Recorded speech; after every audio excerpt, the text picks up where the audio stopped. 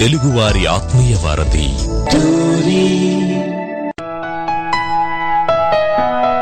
మానవ సమాజ పురోగతికి హేతుబద్ధత, జ్ఞానం, సత్యం, స్వేచ్ఛ, నీతి ముఖ్య అంశాలు. వీటిని ఆధారంగా చేసుకుంటూ భారత కాలమానం ప్రకారం ప్రతి ఆదివారం రాత్రి 9:30 గంటలకు టోరీ హ్యూమనిస్ట్ అవర్లో సమకాలీన సామాజిక అంశాలను, సాహిత్య సాంస్కృతిక అంశాలను మానవవాద కోణంలో చర్చించుకుందాం. రండి, మీ సంశయాలను, మీ అభిప్రాయాలను మాతో పాటు పంచుకుందాం. తెలుగువారి ఆత్మీయ వారధి టోరీలో హ్యూమనిస్ట్ ఆర్ కార్యక్రమానికి స్వాగతం. ఈ కార్యక్రమాన్ని South Asian humanist association SAHA మరియు Babu Gogineni humanist and rationalist arena Facebook group వారి సౌజన్యంతో మీ ముందుకు తీసుకొస్తోంది ఆర్జే సబిహా. వ్యూయర్స్, మీరు కూడా మాతో డిస్కషన్ లో పార్టిసిపేట్ చేయాలి అనుకుంటే టోరీ స్కైప్ ఐడి ఏదైతే ఉందో TORI.LIV లైవ్ 1 కి కాల్ చేస్తే మీరు కూడా పార్టిసిపేట్ చేయొచ్చు. సో ఈ రోజు మనం ఒక ఇంట్రెస్టింగ్ టాపిక్ మాట్లాడుకోబోతున్నామండి. అదే కాగ్నిటివ్ బయాస్, అంటే అవిజ్ఞ పక్షపాతం. సో దాని గురించి దాంట్లో మనం ఒక 3 or 2 కాగ్నిటివ్ బయాసెస్ డిస్కస్ చేయబోతున్నాం. అండ్ సెకండ్ సెగ్మెంట్ మన సినిమా రివ్యూ ఉండబోతుంది. అది వైరస్ అన్నది మలయాళ చలనచిత్రం. అది 2019 లో రిలీజ్ అయింది. కేరళలో నిపా వైరస్ అవుట్ బ్రేక్ ఎలా హ్యాండిల్ చేశారు, దాని నుండి ఎలా బయటికి వచ్చారు అన్న దాని మీద మూవీ తీయడం జరిగింది. సో దాని గురించి రివ్యూ ఉండబోతుంది. ఈ రోజు మన ఈ డిస్కషన్ లో మన రెగ్యులర్ గెస్ట్ గోవింద్ గారు అమెరికా నుండి, అలాగే ఆస్ట్రేలియా నుండి ప్రసాద్ ఇందుకూరి గారు ఉన్నారు. వెల్కమ్ టు ద షో అండి. నమస్తే అండి సమీహ గారు. నమస్తే అండి ప్రసాద్ గారు. నమస్తే. నమస్తే అండి. ఎస్, అయితే ఇప్పుడు let's move in to the show. Cognitive bias అన్నది ఒక సైకలాజికల్ ఆస్పెక్ట్ కి సంబంధించిన విషయం. జనాలు లాజికల్ థింకింగ్ మిస్ అయినప్పుడు ఒక ఏదైనా బ్యాడ్ డెసిషన్ తీసుకోవడం జరుగుతుంది అనమాట. సో అలాంటివి ఐడియాస్ మనకు తెలుసుకుంటే we can reduce the errors in the thought process. So Govind గారు, అసలు ఈ కాగ్నిటివ్ బయాస్ ని ఎలా ఐడెంటిఫై చేశారంటారు? అండ్ ఇలాంటివి ఎన్ని టైప్స్ ఉన్నాయని చెప్తారు? ఎస్ఎబఐ గారు, ఇప్పుడు ఈ కాగ్నిటివ్ బయాసిస్ అనేది అది ఒక సైకాలజీలోని ఒక ప్రాసెస్, అంటే ఒక సిస్టమాటిక్ వేలోని మన మైండ్, అంటే ముఖ్యంగా మన ఆలోచనలు ఇవన్నీ కూడా మన బ్రెయిన్ కి సంబంధించినవి. అంటే బ్రెయిన్ అంటే it is nothing but mind. మనకి ఈ వర్డ్స్ యూసేజ్ అనేది చాలా ఇంపార్టెంట్. అంటే చాలా మంది హృదయము అని, స్పందన అని, ఈ రెండు కూడా హృదయము, స్పందన. అంటే స్పందన అంటే మన రియాక్షన్, హృదయము అంటే బేసిక్ గా మన హార్ట్ అన్నమాట. హార్ట్ ని రిప్రజెంట్ చేసినప్పుడు మాత్రమే మనం హృదయము అనే పదాన్ని ఉపయోగించాలి. మనం హృద్రోగము అంటే ఏదైనా అంటే అది మనకి గుండెకి సంబంధించింది అనమాట. మన ఆలోచనలు కానీ, మన మీద మనకున్న ప్రేమ కానీ, ఇవన్నీ కూడా గుండెకి సంబంధించినవి కావు. ఎందుకంటే ఈ ప్రేమ, మన స్పందన, మనకి ఎవరి మీదన్నా ఇష్టపడడం కానీ, ఎవరినైనా సరే మనం ఒకరిని ద్వేషించడం కానీ, ఇవన్నీ హృదయంలో జరిగే సంఘటనలు కాదు. ఇవన్నీ కూడా హృదయంలో కాకుండా బ్రెయిన్ అంటే మైండ్ లో జరుగుతాయి అన్నమాట. మైండ్ అనే దానికి మనసు అనే ఇంకో పర్యాయ పదం ఉంది. అంటే మన ఆలోచనలు, నేను అనుకునేవి. సో మన రియాక్షన్స్ అన్ని కూడా, మనం ఏదైనా ఒక నిర్ణయం తీసుకున్నా ప్రతిదీ కూడా మెదడుకు సంబంధించింది అనమాట. సో దాన్ని స్టడీ చేసేది ఏదైతే ఉందో దాన్ని పూర్తిగా ఈ న్యూరో సైన్స్ కానీ, లేకపోతే అసలు మన ఈ బ్రెయిన్ లో ఉన్న ఈ న్యూరాన్స్, ఆ సినాప్సిస్, తర్వాత ఏమో అవి ఫైర్ అయ్యే విధానము, మనకి ఉన్న ఈ మెమోరీస్, తర్వాత ఏమో మనం తీసుకునే ఒక సిస్టమాటిక్ అప్రోచ్ ఏదైతే ఉందో దీన్ని మనం ఒక ప్రజ్ఞ అంటమాట. అంటే ఒక చేతన స్థితిలోని మనం తీసుకునే నిర్ణయాలు. అంటే అవి కాగ్నిటివ్. మనం ఏదైనా ఒక దాన్ని చూసినప్పుడు ఆ విషయాన్ని మనం గ్రహించాలంటే మన సెన్సరీ ఆర్గాన్స్ అనేవి చాలా ఇంపార్టెంట్. అంటే మన కళ్ళతో చూసేవి, చెవులతో వినేది, మనం చూసే వాసనలు కానీ, పూల యొక్క వాసనని మనం గుర్తుపెట్టుకుంటాం. ఇది మల్లె పువ్వు అన్నప్పుడు మల్లె పువ్వు. అవును. అదే విధంగా ఇంకొకసారి మల్లె పువ్వుని మనం చూసినప్పుడు దాన్ని తిరిగి మనం రిట్రీవ్ చేస్తాం ఇన్ఫర్మేషన్. అది రికగ్నిషన్, అంటే రీకాగ్నిషన్. కాగ్నిషన్ అనేది ఒక ప్రజ్ఞ. అంటే మన యొక్క జ్ఞానాన్ని సంపాదించే ఈ ప్రాసెస్ ఏదైతే ఉందో అదంతా కాగ్నిటివ్ ప్రాసెస్ అన్నమాట. అంటే మనం తీసుకునే నిర్ణయాలు కానీ, మన ఆలోచనలు కానీ, మనం ఒక డిసిషన్ మేకింగ్ కానీ ఏదైతే చేస్తున్నామో అదంతా కూడా కాగ్నిషన్ కేటగిరీలోకి వస్తుంది అనమాట. అసలు బయాసిస్ అంటే ఏంటి? ఈ కాగ్నిటివ్ అన్న దానికి రూట్ వర్డ్ కాగ్నిషన్. కాగ్నిషన్ అంటే ఏంటో మనం చెప్పుకున్నాం. అంటే ఇది ఒక ప్రజ్ఞ. మన జ్ఞానాన్ని సంపాదించే విధానం, ఆ జ్ఞానాన్ని మనం ఎలా ప్రాసెస్ చేస్తామన్న విధానం, మన ఆలోచనలు, మన నిర్ణయాలు, ఇవన్నీ కూడా కాగ్నిషన్ అన్నమాట. బయాసిస్ అంటే ఏంటి? బయాసిస్ అంటే తెలుగు పదం మీరు చెప్పారు, పక్షపాతం అని. కరెక్ట్. అది పక్షపాతం అంటే ఏంటంటే లీనింగ్ టువార్డ్స్ వన్ సైడ్. అంటే మనం ఏదో ఒక వైపుని అన్ఈక్వల్ అన్నమాట, ఒక పక్షపాత ధోరణితో చేయడం. ఫర్ ఎగ్జాంపుల్ మీరు తప్పడ్ మూవీ కనుక తీసుకుంటే మనం బేసిక్ గా ఒక సైడ్ లీన్ అయి తీసుకుంటాం అన్నమాట. అంటే హస్బెండ్ ఉమెన్ ని కొట్టకూడదు కనుక, అతను తప్పు చేశాడు కనుక ద పనిష్మెంట్ ఈజ్ డైవోర్స్ అని ఒక వైపు తీసుకొని ఆ మూవీని అనాలిసిస్ చేయడం అనేది ఒక పక్షపాత ధోరణితో చేసినట్టు అనమాట. ఇంకొక వే ఎలా ఉంటుందంటే ఒక చిన్న తప్పు ఒక చిన్న తప్పు ఈ కొట్టడం అనేది చాలా కామన్. ఒక చెంప దెబ్బకి మనం తిరిగి ఏంటి డైవర్స్ వరకు వెళ్ళిపోతామా? ఆ మాత్రం టాలరెన్స్ లేకపోతే ఎలాగా? మ్యారేజ్ అనేది ఒక పీపుల్ ని అండర్స్టాండింగ్, అడ్జస్ట్మెంట్స్, తర్వాత ఏమో మన మధ్యన ఒక చిన్న చిన్న పొరపాట్లు భార్య భర్తల మధ్య జరుగుతూ ఉంటాయి. తర్వాత ఏంటంటే ఒక చిన్న, అసలు చాలా వింతగా ఉంది, చెంప దెబ్బకే విడాకులు ఇచ్చుకునేలాగా ఉంటే ఈ సమాజంలోని అన్ని జంటలు కూడా ఈ పాటికి విడిపోయి ఉండాలి అని ఒకవైపు తీసుకొని అనాలిసిస్ చేయడం అనేది. ఈ రెండు కూడా పక్షపాత ధోరణిలోని మనం దీన్ని తీసుకోవడం అనమాట, ఏ సైడ్ తీసుకున్నా సరే. కానీ ఒక న్యూట్రల్ అనాలిసిస్ చేయడం అనేది రియల్ అనాలిసిస్, అంటే వేర్ థింగ్స్ వెంట్ రాంగ్ అన్నది అనమాట. సో మనం ఆలోచించే ఈ విధానాలు ఏవైతే ఉన్నాయో, ఈ విధానం ఆలోచించినప్పుడు బ్రెయిన్ హ్యాస్ సమ్ లిమిటేషన్స్. ముఖ్యంగా ఈ బ్రెయిన్ ఉన్న లిమిటేషన్స్ ఏవైతే ఉన్నాయో, ఆ లిమిటేషన్స్ ఏంటంటే ఈ రెండు పదాలకి మధ్యలో ఇంకో కొత్త పదాన్ని నేర్చుకోవాలి మనం. ఆ కొత్త పదం ఏంటంటే హ్యూరిస్టిక్స్. హ్యూరిస్టిక్స్ అంటే ఏంటంటే మనం ఆలోచించే విధానం ఏదైతే ఉందో ఎప్పుడు కూడా ముఖ్యంగా బ్రెయిన్ అంటే మైండ్ గురించి ఒక విషయాన్ని తెలుసుకోవాలి. అదేంటంటే at a given point of time brain can focus on only one thing period. మనం ఒక చేతన, ఒక కాన్షియస్నెస్ లో ఉన్నప్పుడు ఒక విషయం మీద మాత్రమే బ్రెయిన్ కాన్సన్ట్రేషన్ చేయగలుగుతుంది. చాలా మంది ఇక్కడ పొరపాటు పడుతుంటారు, నేను మల్టీ టాస్కింగ్ చేస్తానని. మల్టీ టాస్కింగ్ అనేది మనం ఫిజికల్ గా చేసే యాక్టివిటీస్ ఏవైతే ఉన్నాయో ఆ activities and then brain process చేసేది కూడా ఒక్కసారి ఒక ఇన్స్ట్రక్షన్ చేయగలుగుతుంది. వరల్డ్ లో ఉన్న ఫాస్టెస్ట్ కంప్యూటర్ మైక్రో ప్రాసెసర్ తీసుకుంటే that will also do only one task at a given time. మన బ్రెయిన్ కూడా చేతనావస్థలో ఉన్నప్పుడు తీసుకునే నిర్ణయాలు ఒకటే తీసుకుంటుంది అనమాట. కానీ మనం డే టు డే తీసుకునే అనేక అసంఖ్యాకమైన నిర్ణయాలు ఏవైతే ఉన్నాయో ఆ నిర్ణయాలు తీసుకున్నప్పుడు మన బ్రెయిన్ కొన్ని షార్ట్ కట్స్ ఫాలో అవుతుంది అనమాట. అంటే మన decision making has some certain set of rules, ఒక థంబ్ రూల్స్ ఉంటాయి అనమాట. ఈ థంబ్ రూల్స్ ఏవైతే ఉన్నాయో షార్ట్ కట్స్ ని, దాన్ని మనం హ్యూరిస్టిక్స్ అంటాం.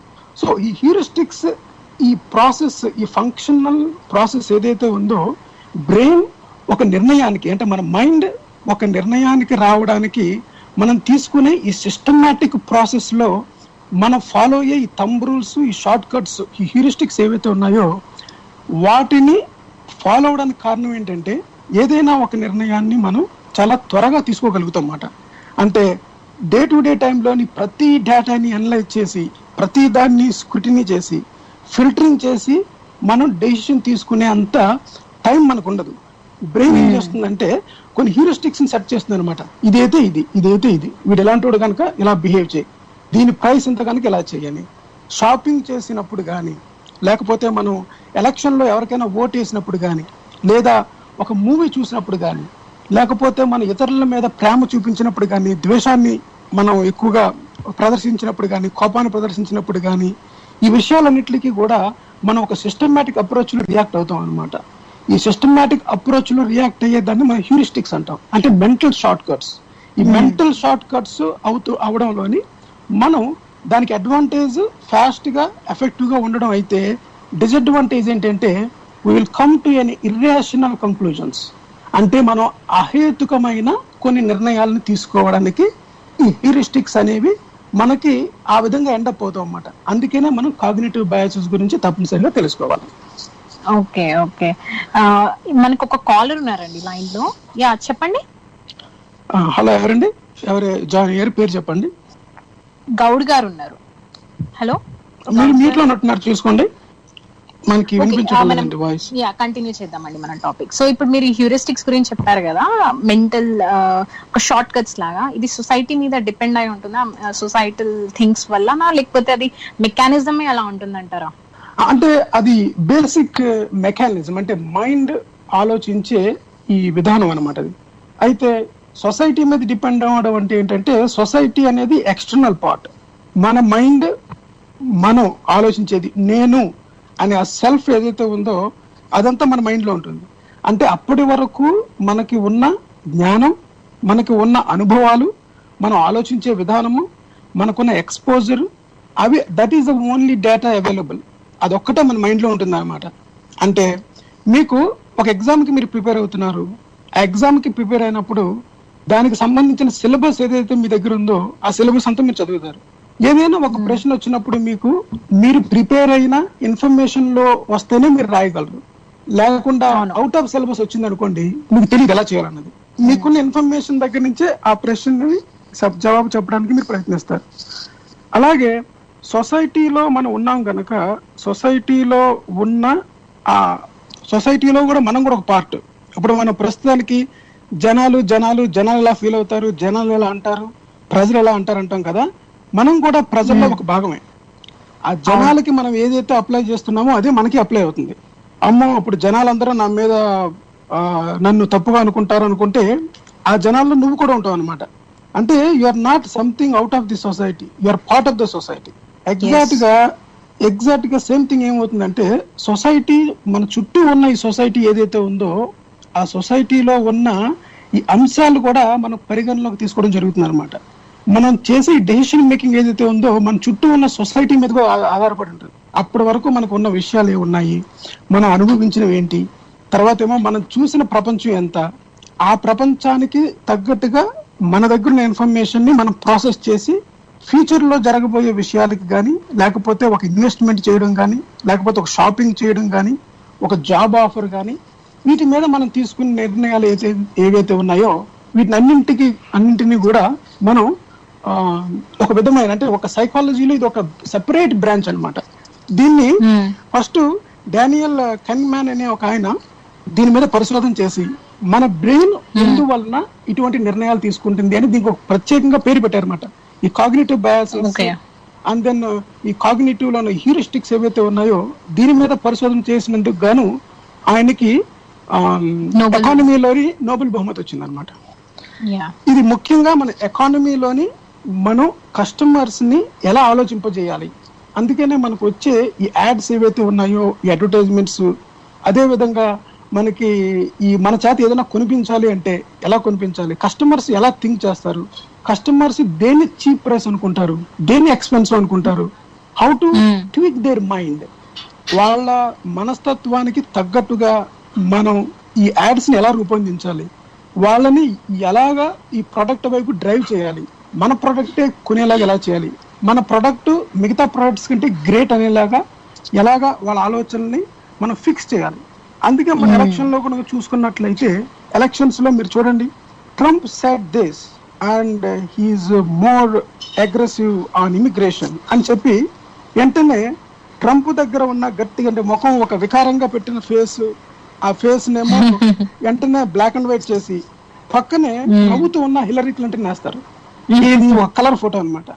అప్పుడు మీకు ట్రంప్ మీద ఒక హేహ్యమైన భావము, ట్రంప్ అంటే ఒక తక్కువ అని, భయం అని, అతను ఏదో ఒక తీసుకొస్తాడని, Hillary Clinton she brings smile and face అని ఒక ఇంప్రెషన్ ని క్రియేట్ చేయడానికి ఆ యాడ్ దోహదపడుతుంది అనమాట. అది సో ఈ విధంగా జనాల మైండ్ ని ఎలా ట్వీక్ చేయాలి, ఎలా డెసిషన్ మేకింగ్ చేయాలి అన్నది ఈ సైకాలజీలోని ఒక విభాగం ఇది. సో దీని గురించి మనం ఎందుకు తెలుసుకోవాలనుకుంటే, మనం హేతుబద్ధమైన ఆలోచనలు చేసినప్పుడు ఈ హేతుబద్ధతకి సంబంధించింది most of the time is data driven. Data driven అంటే ఏంటంటే, మన దగ్గర ఎంత విషయము, ఏ విషయాలు అయితే అవైలబుల్ ఉన్నాయి, అందులో మనకి సంఖ్యపరంగా ఎటువైపు మనం డెసిషన్ తీసుకోవాలి అన్న విషయాలు అయితే మనకి తెలిసినాయో ఆ విషయాల వైపు మన నిర్ణయాల్ని మనం తీసుకువెళ్ళాలి అంటే, అసలు బేసిక్ గా ఈ వల్నరబిలిటీ అక్కడ ఉంది. ఎక్కడైతే మనకి పిట్ ఫాల్స్ ఉన్నాయి. ఏ డెసిషన్ రేషనల్ డెసిషన్, ఏ డెసిషన్ రేషనల్ డెసిషన్ కాదు. మనం ఎప్పుడు అనుకుంటూ ఉంటాం అన్నమాట, మనం పూర్తి రేషనల్ పీపుల్ అనుకుంటాం. Humans by nature rational, that is a true statement. కానీ do we always take rational decision? Answer is no. ఎందువలన అంటే ఎవరైతే రేషనల్ పీపుల్ అనుకుంటున్నారో వాళ్ళు కూడా sometimes they take irrational decisions based on emotions. మన emotions కి సంబంధించింది. అదే విధంగా బ్రెయిన్ లో మన ఈ ఆలోచన విధానం, ఈ సిస్టమాటిక్ అప్రోచ్ ఏదైతే ఉందో, హ్యూరిస్టిక్స్ అనేవి, ఈ పిట్ ఫాల్స్ వల్ల ఏమవుతామంటే మనం ఒక్కొక్కసారి అహేతుకమైన నిర్ణయాలు కూడా తీసుకోవడానికి మనకి ఈ వలనరబిలిటీ ఉందన్నమాట మన దగ్గర. ఈ లిమిటేషన్ అయితే ఏదైతే ఉంది. సో దాని గురించి తెలుసుకోవడం ద్వారా మనకి ఏది రియల్, మీరు అంతకుముందు లాజికల్ అని వర్డ్ యూజ్ చేశారు, లాజికల్ థింకింగ్ అని. అంటే లాజికల్ థింకింగ్ అనేది ఏంటంటే ఒక systematic approach to come to A right conclusion. A systematic approach to come to what is true or what is false. మీరు గనక ఈ ప్రిమిసెస్ ఏవైతే ఉన్నాయో వాటిని గనక మీరు సెట్ చేయగలిగితే, if it is true, the conclusion is true. If data is wrong, your conclusion is wrong. అదే విధంగా మనం తీసుకున్న నిర్ణయాలన్నీ కూడా హేతుబద్ధంగా ఉండాలి. అంటే ఈ కాగ్నిటివ్ బయాసెస్ అసలు ఎన్ని రకాలుగా ఉంటుంది, ఎందుకు ఆ నిర్ణయాలు తీసుకుంటాము, దాన్ని మనం ఈ సైన్స్ పరిభాషలోని, ఈ సైకాలజీలోని, మానసిక శాస్త్రంలోని ఏ విధంగా పిలుస్తాం అన్న విషయాలు మనం ఈరోజు చర్చించుకోబోతున్నాం. డెఫినెట్ గా అండి. సో ఈరోజు మనం ఫస్ట్ డిస్కస్ చేసుకోబోయే కాగ్నిటివ్ బయాస్ ఏదైతే ఉందో, anchoring bias. So anchoring bias అంటే ఫస్ట్ మనకి ఏ ఇన్ఫర్మేషన్ వస్తుందో మనం దాని మీద డిపెండ్ అయ్యి డెసిషన్స్ తీసుకుంటాం. ఇది చాలా కామన్ బయాస్ అన్నమాట. ఇప్పుడు ఫర్ ఎగ్జాంపుల్ ఇందాక గోవింద్ గారు చెప్పినట్టు, మనం ఒక కార్ కొనడానికి వెళ్ళినప్పుడు అతను కార్ రేట్ ఎంత అని అడిగినప్పుడు, ఫర్ ఎగ్జాంపుల్ 20,000 అన్నారు అనుకోండి, నెక్స్ట్ డే మళ్ళీ వెళ్ళి అడిగితే అతను ఒక 10,000 రూపీస్ అని చెప్తే మనం ఆబ్వియస్లీ ఫస్ట్ డే చెప్పిన ప్రైస్ తో కంపేర్ చేసుకుంటాం. ఇన్ కేస్ తను 30,000 అంటే అయ్యో చాలా ఎక్కువ ఉందే అని. సో ఈ ఫస్ట్ ఇన్ఫర్మేషన్ మీద డిపెండ్ అయ్యి డెసిషన్ తీసుకోవడమే యాంకరింగ్ బయాస్. అండ్ ప్రసాద్ గారు అండ్ గోవింద్ గారు దీన్ని ఇంకా డీటెయిల్ గా మీరు ఎక్స్ప్లెయిన్ చేస్తారా? అంటే నేను ముందు చెప్తానండి, చెప్పిన తర్వాత ప్రసాద్ గారు మీరు, నేను జస్ట్ బ్రీఫ్ ఇంట్రడక్షన్ ఇస్తాను, తర్వాత మీరు ఎగ్జాంపుల్స్ ఏమైనా యాడ్ చేయండి. తప్పకుండా అండి. Yeah sure. యాంకరింగ్ బయాస్ అనేది ఏంటంటే, by name itself we know it's anchoring. Anchor అంటే ఏంటంటే లంగర్ వేయడం అనమాట. లంగర్ వేయడం ఏంటంటే ఒక రకమైన ఫిక్సేషన్. ఆ ఫిక్సేషన్ ఏంటంటే మన మైండ్ లోని ముందుగా ఒక విషయాన్ని సీడింగ్ చేయడం. అంటే మనకి ప్రపంచంలో ఉన్న ఎత్తైన ఒక ట్రీ ఎంత హైట్ ఉంటుంది, 1200 ఫీటా ఆర్ 1000 ఫీటా అని మీరు అడిగారు అనుకోండి ప్రశ్న. అప్పుడు మీరు ఏం చేస్తుంటారంటే, మీరు ఆల్రెడీ ఒక హై వాటర్ మార్క్ సెట్ చేశారు అక్కడ మైండ్ లో, 1200 అని. సో మీ మైండ్ ఎప్పుడు కూడా టాలెస్ట్ ట్రీ ఎంత ఉంటుంది, మేబీ 1300 అని మొదలు పెడతారు. మీరు టాలెస్ట్ ఉన్నారు కనుక దానికంటే కొంత ఎక్కువ అని. కానీ మనం చూసుకుంటే టాలెస్ట్ ట్రీ ఎంత ఉంటుంది అంటే అసలు మనకి అసలు ఆ రేంజ్ లో ఎక్కడ ఉండదు అనమాట. అంటే 1000 ఫీట్ అంటే ఇప్పుడు మనకి ఎలా ఉంటుందంటే, ఈ ఒక దాని రియల్ వాల్యూ ఏంటో మనకు తెలియదు. We don't know how much you have to pay for a certain product. అదే విధంగా ఇప్పుడు ఒక జీన్స్ ప్యాంట్ కనుక మనం తీసుకుంటే, ఒక షాప్ కి మనం వెళ్ళినప్పుడు, ఒక అంటే డాటర్ అండ్ మా ఇద్దరు వెళ్ళారు అనుకోండి, షాపింగ్ వెళ్ళినప్పుడు ఆ అమ్మాయి కనుక ఆ పాప మనకి ఒక జీన్స్ ప్యాంట్ చాలా బాగుంది నేను తీసుకుంటానంటే, మదర్ ప్రైస్ ట్యాగ్ చెక్ చేస్తే దాని మీద 149 ఉంది అనుకోండి. $149 ఇస్ టూ మచ్ అనిపిస్తుంది మనకి. అప్పుడు అంటే no this is too much అంటే, no I like it, I want to buy it అని అనుకోండి, మనకు కొనమాట. ఎందుకంటే మన మైండ్ లోని జీన్స్ ప్యాంట్ అంటే $50 అని ఒక మైండ్ సెట్ ఉంటుంది మనకి.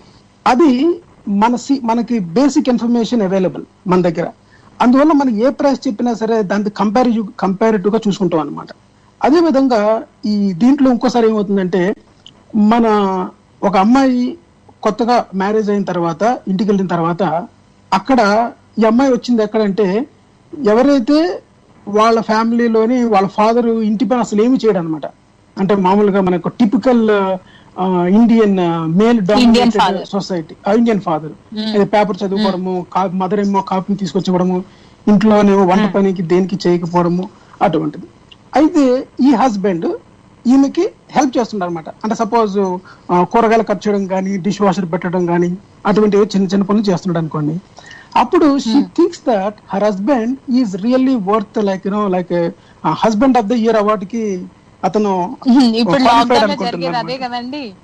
లాక్డౌన్ లో అసలు ఇక్కడ చూసినా నా హస్బెండ్ గ్రేట్ అంటే నా హస్బెండ్ గ్రేట్ అని వాట్సాప్ లో స్టేటస్ పెట్టడం ఇవే జరుగుతుంది ఎక్కువ. ఎగ్జాక్ట్లీ. ఎందుకంటే దిస్ ఇస్ యాంకరింగ్ ఎఫెక్ట్. అంటే మీ దగ్గర ఉన్న ఇన్ఫర్మేషన్ ఏదైతే ఉందో ఆ ఫస్ట్ ఇన్ఫర్మేషన్ మీరు యు ఆల్వేస్ కంపేరింగ్ దాట్. అంటే suppose husband there are husbands available who do above and beyond than that. అంటే ఇంకా చేసేవాళ్ళు ఉంటారు అన్నమాట. కానీ మీ ఇన్ఫర్మేషన్ ఏ అవైలబిలిటీ ఉందో, అంటే ఇప్పుడు తప్పడు మూవీలో కూడా అదే ప్రాబ్లం. తప్పడు మూవీలోని ఒక పని మనిషి ఆ అమ్మాయిని వాళ్ళ హస్బెండ్ ట్రీట్ చేసే విధానము, ఇక్కడ హస్బెండ్ ఈ అమ్మాయిని ట్రీట్ చేసిన విధానం చూస్తే మనకి అబ్బాయి ఇంత మంచి హస్బెండ్ కదా అనిపిస్తుంది అనమాట. ఎక్సెప్ట్ ఒక్క తప్పడు కనుక పక్క తీస్తే. సో అదే విధంగా మనకి యాంకరింగ్ ఎఫెక్ట్ ఈ కార్ ప్రైసెస్ దగ్గర కానీ. ఇంకొక ఎగ్జాంపుల్ ఇచ్చి నేను ప్రసాద్ దగ్గరికి ఇస్తాను. ఇంకొక ఎగ్జాంపుల్ ఏంటంటే శాలరీ. మీరు ఎప్పుడన్నా ఒక జాబ్కి వెళ్ళినప్పుడు వాళ్ళు మీకు ఫస్ట్ జాబ్ ఆఫర్ చేసినప్పుడు ఫస్ట్ శాలరీ కనుక మీకు ఎంత కావాలి అన్నప్పుడు, మీరు అంతకుముందు అటెండ్ అయిన జాబ్ లోని వాళ్ళు మీకు 5,000 ఇస్తున్నారు అనుకోండి. ఈ 5,000 అనేది ఆ జాబ్ కి ప్రైస్ సెట్ చేస్తుంది అనమాట. మీరు ఇంకొక ఇంటర్వ్యూకి అటెండ్ అయినప్పుడు అక్కడ శాలరీ రేంజ్ మేబీ అక్కడ ఇంకెక్కువ ఉండొచ్చు అనమాట. ఎంత 10,000 వరకు అప్పర్ లిమిట్ ఉండొచ్చు. కానీ వాళ్ళు 5,500 అన్నా 6,000 అన్నా మీరు వెంటనే ఆ జాబ్కి ఒప్పేసుకుంటారు. You still have a room to negotiate at higher price. అంటే మన దగ్గర ఉన్న ఇన్ఫర్మేషన్ బట్టి యాంకరింగ్ ఎఫెక్ట్ అనేది ఈ సేల్స్ దాంట్లోని ఎలాగైతే ఉపయోగపడిందో, అదే విధంగా హస్బెండ్ యొక్క క్యారెక్టరిస్టిక్స్ కానీ అవతల వాళ్ళని సెర్చ్ చేయడానికి ఉపయోగపడిందో, అదే విధంగా మనకి జాబ్ ప్రైస్ నెగోషియేషన్ దగ్గర కానీ మన negotiation is always starts just from the border point of the anchoring price అన్నమాట. సో అది బేసిక్ గా యాంకరింగ్ బయాసిస్ అనేది. So you're biased towards your anchoring starting point. Anchoring price కానీ ఆ యాంకరింగ్ క్యారెక్టరిస్టిక్స్ కానీ ఏమైనా ఉన్నాయో అక్కడ నుంచి మీరు ఆలోచిస్తారు కనుక దట్ ఈస్ యాంకరింగ్ కాగ్నిటివ్ బయాసిస్. మనకు ఒక కాలర్ ఉన్నారండి లైన్ లో, శ్రీనివాస్ గారు. చెప్పండి శ్రీనివాస్ గారు. నమస్తే అండి. అంటే మామూలుగా నేను క్వశ్చన్స్ తోనే వస్తానండి, కాకపోతే కొంచెం హార్డ్ గా ఉంటాయేమో తెలియదు. కానీ ఇప్పుడు యాంకరింగ్ ఎఫెక్ట్ ఇదేనా చెడ్డదనా ఇప్పుడు నాకు అర్థం కాలేదు. ఆ కంక్లూజన్ అర్థం కాలేదు. మంచిదా లేకపోతే అట్లానే కంటిన్యూ చేయాలా? ఒక మనం బిహేవియర్ అదే యాంకరింగ్ ఎఫెక్ట్ ఇదే ఉంటుంది. But what is the conclusion అంటే మన ప్రసాద్ గారు చెప్తారేమో. I'm just waiting. అంటే మనం ఏంటంటే ఇప్పుడు మనకి దాదాపుగా 60-70 బయాసెస్ మనకి సైకాలజీలో ఉన్నాయి. మనము ఇదమిత్తంగా ఇది కంక్లూజన్ అని చేయటం ఉండదు. అంటే ఇలా పనిచేస్తుంది బ్రెయిన్ అని చెప్పటం. ఇప్పుడు మనం ఈయన చెప్పిన గోవింద్ గారు చెప్పిన ఎగ్జాంపుల్ చూస్తే చాలా వరకు ఈ యాంకరింగ్ బయాస్ అనేది ఎక్కడ యూజ్ చేస్తారంటే మోస్ట్లీ మార్కెటింగ్ లో యూజ్ చేస్తారండి. అంటే మార్కెటింగ్ కానీ ఆయన చెప్పినట్టు శాలరీ నెగోషియేషన్ కూడా. ఇప్పుడు మనం ఏదైనా జాబ్ కి అప్లై చేస్తే ఇమీడియట్ గా వాళ్ళు మనకి మీకు ఆల్రెడీ ఎంత వస్తుంది అని చెప్తారనమాట. So they trying to gauge where we're. And దాన్ని బేస్ చేసుకుని మనం నిజంగా ఎక్కువ అడిగితే, అంటే మనకి ముందున్న జాబులో తక్కువ వచ్చినా గానీ అది అసలు చెప్పాల్సిన అవసరమే లేకపోయినా గానీ వాళ్ళు ఏంటంటే ఇతనికి ఎంత ఇవ్వాలి, ఎంత ఎక్కువ ఇవ్వాలి, ఎంత ఎక్కువ ఇవ్వకూడదు ఎందుకు అన్నట్టుగా కూడా ఉంటాయి. So he's trying to anchor or ఒక రిఫరెన్స్ పాయింట్ ని పట్టుకుని నువ్వు ఇంతకంటే ఎక్కువ అడగడానికి వీల్లేదు కదా అన్న ఉద్దేశంతో కూడా అలాంటిది అడగవచ్చు. అలాగే మోస్ట్లీ ప్రైసింగ్ సెట్ చేయటం ఆయన చెప్పినట్టుగా. అంటే ఒక ఇనీషియల్ గా ఒక రిఫరెన్స్ పాయింట్ ఇస్తారు. అంటే మోస్ట్లీ ఏంటంటే ఇప్పుడు ఫర్ ఎగ్జాంపుల్ 3 ప్రైసెస్ ఉంటాయి అనుకోండి. ఇయర్లీ ప్రైస్ ఇంత ఉంది, 3 months కి ఒకసారి అయితే ఇంత, ఎవ్రీ మంత్ కట్టాలంటే ఇంతని. సో వాళ్ళకి తెలుసు ఎవ్రీ మంత్ అందరూ కట్టడానికి వీలు ఇది చూపర్ అని, ఇంట్రెస్ట్ చూపర్ అని. అలాగే అది ఎక్కువ ఉంటుంది. ఎండ్ ఆఫ్ ద డే సంవత్సరానికి $1,000 అయితే నెల కడితే $1,300-1,400 కట్టేలాగా ఉంటుంది. ప్రైస్ సెట్ చేయటం కూడా వాళ్ళు ఏం చేస్తారంటే ఓకే మీరు పే చేసేది తక్కువ పే చేస్తారు ఇలాగంటే అని మీరు డెసిషన్ తీసుకుంటున్న సాటిస్ఫాక్షన్ మీకు వచ్చే టైపులో అక్కడ ఉంటుంది. కానీ అక్కడ జరిగేది ఏంటో వాళ్ళకి తెలుసు అనమాట. సో ఇదేంటంటే మనం డెసిషన్ తీసుకునేటప్పుడు ఇలాంటిది మనం దృష్టిలో పెట్టుకుంటే మంచిది అన్నట్టుగా ఉంటుంది. కానీ మనం మంచి చెడ్డ అని ఏం చెప్తాం, బిజినెస్లన్నీ వాటి మీద డిపెండ్ అవుతాయి. మీరు ఇంటి బయటకు వెళ్ళి ఒక షాప్కి వెళ్ళినా సరే అక్కడ రేటింగ్ సిస్టమ్ అంతా కూడా ఇలాగే ఉంటుంది. మనకి 30% డిస్కౌంట్ ఇస్తున్నాము, ఏదో ఆషాఢం ఆఫర్ అంటారు అనుకోండి. అంటే అతను ఏంటంటే 30% అని చెప్తుంటే మనము ఓకే ఒరిజినల్ ప్రైస్ ఎంత ఉంది కాబట్టి, అంటే నిజంగా దాని ప్రైస్ ఎంత ఉన్నా కానీ మనం రిఫరెన్స్ పాయింట్ ద్వారా చాలా డిఫరెన్స్ ఉంది అన్నట్టుగా మనం డిసిషన్ తీసుకుంటాం. సో మనం జాగ్రత్తగా ఉండటమే, అంతేగాని మనం ఇది కరెక్టా మంచిదా తప్ప అన్నది మనం అది కాంటెక్స్ట్ స్పెసిఫిక్ ఎగ్జాంపుల్ బట్టి ఉంటుందని నా అభిప్రాయం. మెటీరియలిస్టిక్ వేలో లాస్ ప్రాఫిట్ అర్థమైంది నాకు కొద్దిగా గొప్ప. కాకపోతే సోషలిస్టిక్ వ్యూలో ఇప్పుడు ఆయన పని మనిషి సంగతి కూడా తీసుకొచ్చారు. ఇప్పుడు పని మనిషిని మర్యాదగా చూడడం అనేది ఒకసారి మర్యాదగా చూస్తే పని కాదు, రైట్? ఓవర్ మర్యాద ఇచ్చామని ఆమె ఫీల్ అయినా. So I didn't get that point అనమాట. సోషలిస్టిక్ ఆయన చెప్పింది ఎగ్జాంపుల్ యాక్చువల్లీ డిఫరెంట్ అండి. ఆ సినిమా చూస్తే అర్థమవుతుంది, మీరు చూసారో లేదో నాకు తెలియదు. Different cases. పని మనిషి, దట్స్ అ డిఫరెంట్ కేస్. పని మనిషి హస్బెండ్ ని hero husband comparison, that is different. So cinema గురించి కదండి, నా యొక్క వ్యూ పాయింట్ ఏంటంటే ఇప్పుడు పల్లెటూరు మనిషి అర్థమైంది, లేదు అర్థం కాలేదు అనుకుంటున్నా. I'm trying to put that in different perspective. Because ఇప్పుడు పల్లెటూరులో ఒక వ్యక్తి ఉంటారు, ఆ పల్లెటూరు కానీ పట్టణంలో కానీ, వాళ్ళకి ఒక mind set, treating of the women అనేది ఒక మైండ్ సెట్ ఉంటుంది, రైట్? అది ఆ మైండ్ సెట్ ని రూట్స్ కాజ్ కి వెళ్ళి ఈ థియరీ అప్లై చేస్తాయి. ఫర్ ఎగ్జాంపుల్ ఆ పెళ్ళం అంటే అట్లానే ఉండాలి, లేకపోతే ఇట్లా ఈ థియరీకి ఏదైతే అప్లై చేసినప్పుడు మార్పు తీసుకురాకూడదా, మార్పు కోసం ట్రై చేయాలా, వాట్ ఈస్ దట్ కంక్లూజన్ అని యాక్చువల్ గా ఒక్క విషయం ప్రసాద్ గారు, ఒక్క విషయం చెప్తానండి నేను ఇక్కడ. యాక్చువల్ గా ఏంటంటే మనం బ్రెయిన్ అనేది మైండ్ అనేది ఎలా పనిచేస్తుంది, మైండ్ అనేది ఎలా ఆలోచిస్తుంది. మైండ్ ఎప్పుడు ఎలా ఆలోచిస్తుంది అంటే, ఎప్పుడైనా ఒక యాంకరింగ్ ఎఫెక్ట్ మన మైండ్ లో పడినప్పుడు it cannot think beyond that.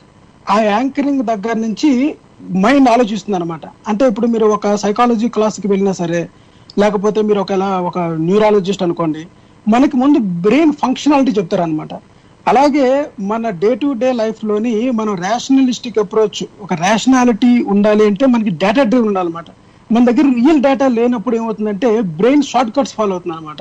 So ఈ వల్నరబిలిటీ ఉంది అని చెప్పడానికి ఇచ్చిన ఎగ్జాంపులే తప్ప, ఇది సోషియాలజీలో కానీ సమాజంలో కానీ మనం అవతల వాళ్ళని ఎలా ట్రీట్ చేయాలి అని కానీ ఒక కంక్లూజన్ తీసుకోవడం కాదు. ఇది మనం ఎవరిని ఎలా చూస్తాము అన్న విషయం సమాజంలో ఉన్న వ్యక్తుల మీద, మనకి ఉన్న విజ్ఞత మీద డిపెండ్ అయి ఉంటుంది. మనం ఎటువంటి ఫ్యామిలీ బ్యాక్గ్రౌండ్ నుంచి వచ్చాము, మనకి ఎంత నాలెడ్జ్ ఉంది, మనం ఎటువంటి అంటే మనం భక్తి మార్గం వైపు వెళ్తున్నామా, లేకపోతే ఒక హ్యూమనిస్టిక్ అప్రోచ్ కానీ సైన్స్ మార్గంలో వెళ్తున్నామా, ఇటువంటి వాటి మీద మన యొక్క డెసిషన్ మేకింగ్ ఉంటుంది అనమాట. యాంకరింగ్ ఎఫెక్ట్ ఏంటంటే బ్రెయిన్ యొక్క ఫంక్షనాలిటీ, బ్రెయిన్ యొక్క సిస్టమేటిక్ అప్రోచ్ లోని ఏ డేటా ఉంటే అది టువర్డ్స్ దట్ లీన్ అవుతుంది అని చెప్పడానికి మాత్రమే యాంకరింగ్ ఎఫెక్ట్. యాంకరింగ్ ఎఫెక్ట్ లోంచి there is no conclusion you can draw. You have to understand how it works. Car ఎలా డ్రైవ్ చేస్తుంది అని, కార్ ఎలా రన్ అవుతుంది చెప్పాలంటే లోపల ఇంజిన్ ఉంటుంది, బ్రేక్ ఉంటుంది, డిఫరెన్షియల్ ఉంటుంది అని చెప్పడానికి ఎక్స్ప్లెయిన్ చేయడమే, అంతే తప్ప కంక్లూజన్ ఏమి ఉండదు దీంట్లో కంక్లూజన్ ఏంటంటే we're not making any final thing, like ఎవరిని ఎలా ట్రీట్ చేయాలని కాకుండా మనం ఎలా బిహేవ్ చేస్తాము, మనం ఎలా బిహేవ్ చేస్తామని చెప్పడం. గోవింద్ గారు, when you have the only tool, hammer is the only tool you have, every problem looks like a nail అనేది అంటారు కదా ఇంగ్లీష్ లో. అంటే ఆల్రెడీ మనకి ముందు తెలిసిన, మనకి అనుభవంలో ఉన్న, మనకి ముందరే ఇది ఇనిషియల్ ఇన్ఫర్మేషన్ పట్టుకుని దాని వైపుగా మనం పక్షపాతం చూపించడం అన్నది అనుకోవచ్చు అంటారా? ఎందుకంటే మనం నమ్మిన దాన్ని, మనం ముందు తెలిసిన దానికే మనం టువర్డ్స్ అదే మనం కరెక్ట్ అనుకునో, లేకపోతే అది రిఫరెన్స్ గా చేసుకుని వేరే వాటిని కంపేర్ చేసుకున్నట్టుగా అది ఒకట. ఇప్పుడు ఫర్ ఎగ్జాంపుల్ మన తెలుగులో సామెత ఉంటుంది అనమాట, ఏ చెట్టు లేని చోట ఆముదపు చెట్టే మహావృక్షం అని. ఎందుకంటే మన దగ్గర ఉన్న ఇన్ఫర్మేషన్ ఏంటంటే ఆముదపు చెట్టు ఎంత హైట్ ఉంటుంది, ఎంత ఉంటుంది అన్నప్పుడు అదే మహావృక్షం కింద మనకు కనిపిస్తుంది. అదే విధంగా మనకి ఒక యాంకరింగ్ ఎఫెక్ట్ అంటే ఏంటంటే ఒక decision making not only depending on your initial information, దాని ప్రొడక్ట్ ప్రైస్ మన మైండ్ లో అవతల వాళ్ళు సెట్ చేస్తున్నారు అనమాట. ముఖ్యంగా మీరు ఇంతకు ముందు చెప్పిన సేల్స్ ఎగ్జాంపుల్స్ లోని సబీహాయ్ గారు చెప్పిన దాంట్లో సేల్స్ దాంట్లో మనం అవతల వాళ్ళ మీద సీట్ సెట్ చేస్తున్నాం. మీరు ఇంకో పాయింట్ యాడ్ చేశారు శాలరీ విషయంలోని. ముందుగా మన శాలరీ ఎంత అని అవతల కనుక్కుంటారు. అప్పుడు అది that is starting negotiating point అన్నమాట. అదే విధంగా ఒక హస్బెండ్ బిహేవియర్ కానీ, మన చుట్టూ ఉన్న మన పిల్లల బిహేవియర్ కానీ, నా పిల్లవాడు చాలా మంచివాడు అని ఎప్పుడు అనిపిస్తుందంటే మీ ఫ్రెండ్స్ హోమ్ లో కానీ, మీ చుట్టుపక్కల అందరూ అల్లరి పిల్లలు అనుకోండి, పక్క పిల్లల్ని చూసి, అది యాంకరింగ్ ఎఫెక్ట్ అనమాట. ఎందుకంటే the initial information that you have, నువ్వు ఇంకా ప్రపంచం పూర్తిగా చూడలేదు, అందులోని కంక్లూజన్ ఎత్తకూడదు. There is no conclusion. ఇందులో మనం చేయాల్సింది ఏంటంటే బ్రెయిన్ షార్ట్ కట్స్ ఎలా ఫాలో అయ్యి ఎలాగ పిట్ ఫాల్లో పడుతుంది, ఎక్కడ వల్నరబిలిటీ ఉంది.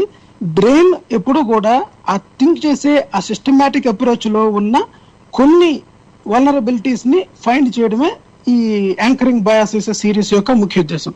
థ్యాంక్ యూ అండి. శ్రీనివాస్ గారు, మీ డౌట్ క్లియర్ అయింది అనుకుంటా. అంత కాలేదు కానీ క్లియర్ అయినట్టుగానే అనిపిస్తుంది.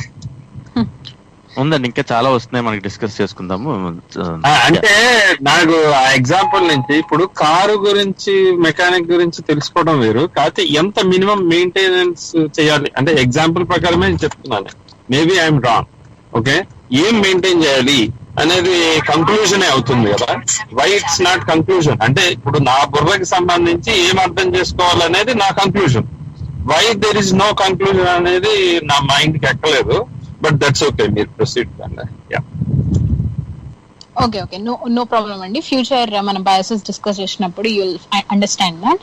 అండ్ ఇప్పుడు మీరు చెప్పారు కదా గోవింద్ గారు అండ్ ప్రసాద్ గారు ఈ యాంకరింగ్ బయాస్ గురించి.